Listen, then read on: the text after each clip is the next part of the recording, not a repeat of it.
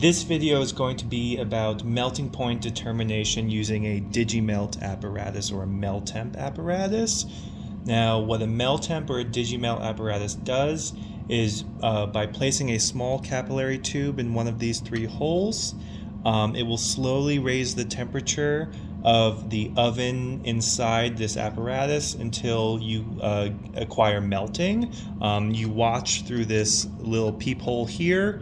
It is a magnifying glass, so you can closely watch the phase of the crystals and accurately determine the temperature when they begin melting and when they finish melting. There's a couple different pieces to the MELTEMP apparatus. So we've got three different buttons that represent setting the temperatures. So we have a start temp, a ramp rate, and a stop temp. Now your start temp and your stop temp are going to be determined based on the expected melting point of your solid. Usually the start temp is going to be about 20 to 30 degrees below what you're expecting the solid to melt at, and the stop temp is going to be about 20 degrees above what you expect the solid to melt at. The ramp rate is going to be dependent on how accurate you want, or precise, how precise you want your measurement to be. Generally, if you're doing a first melting point or you're doing an imprecise melting point, a ramp rate of 10 to 20 degrees, I believe it's 20 degrees per minute, is sufficient. If you want it more accurate, you can reduce it to 5 or 2 degrees Celsius per minute. There's a couple different preferences or settings here. It says preheat, ready, melt, and cooling. Right now, this is on the cooling setting. If I wanted to preheat it, it looks like our start temp is 150. If I wanted it to preheat to 150, I would simply click the start stop button and it would start heating. So we've now clicked it over to preheat. In a second, you'll see this temperature start going up.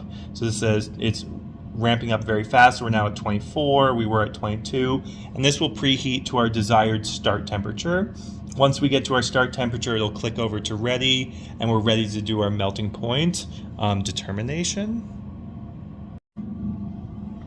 In order to do the actual determination of the melting point, we are going to take a small capillary tube, pack it with some of our solid, insert it into the MELTEMP apparatus, and using the procedure described before, we will be able to determine an accurate melting point of our compound.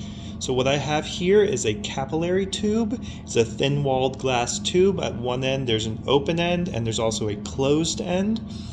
These are good for melting point determination. They'll also be used for boiling point determination and various other uses in the lab. So the way we pack it is we're going to take the open end of our capillary tube and dip it into our solid a couple times.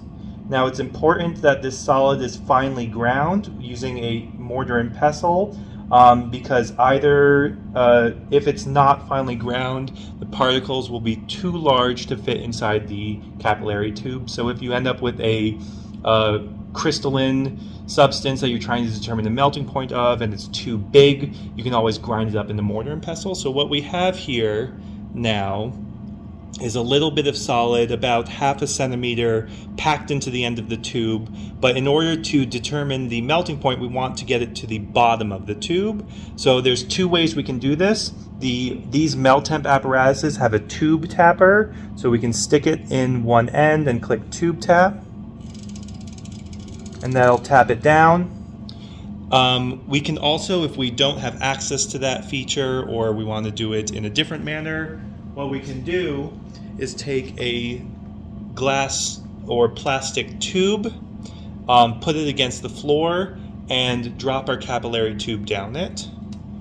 So the impact against the floor, it won't break, but it will pack the solid down to the end of our capillary tube. So if we look now,